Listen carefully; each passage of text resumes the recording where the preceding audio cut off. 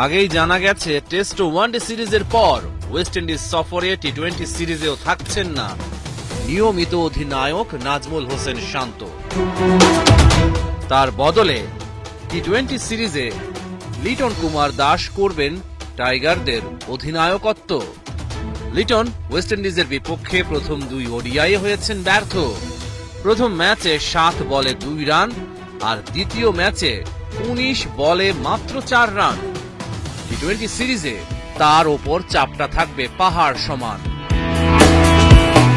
15 জনের দলে নতুন মুখ আছেন একজন।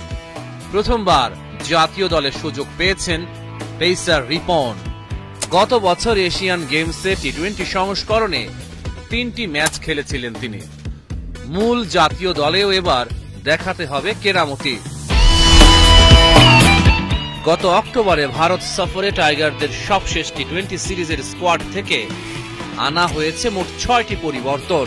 চোটের কারণে নেই নাজমুল হোসেন শান্ত এবং তাওহিদ হৃদয়। আন্তর্জাতিক টি-20কে বিদায় জানিয়েছেন মাহমুদুল্লাহ রিয়াদ। টি-20 দল থেকে বাদ পড়েছেন শরীফুল ইসলাম ও রাকিবুল হাসান। এই সিরিজ থেকে ছুটি নিয়েছেন মুস্তাফিজুর রহমান। টি-20 দলে ফিরেছেন সৌম্য সরকার, আফিফ হোসেন, শামীম হোসেন পাটোয়ারি, নাসুম আহমেদ ও হাসান মাহমুদ। আগেই জানা গেছে টেস্ট ও ওয়ানডে সিরিজের পর ওয়েস্ট ইন্ডিজ সফরে টি-20 সিরিজেও থাকছেন না নিয়মিত অধিনায়ক নাজমুল হোসেন শান্ত। তার বদলে টি-20 সিরিজে লিটন কুমার দাস করবেন টাইগারদের অধিনায়কত্ব। লিটন ওয়েস্ট ইন্ডিজের বিপক্ষে প্রথম 2 ওডিআই হয়েছেন ব্যর্থ।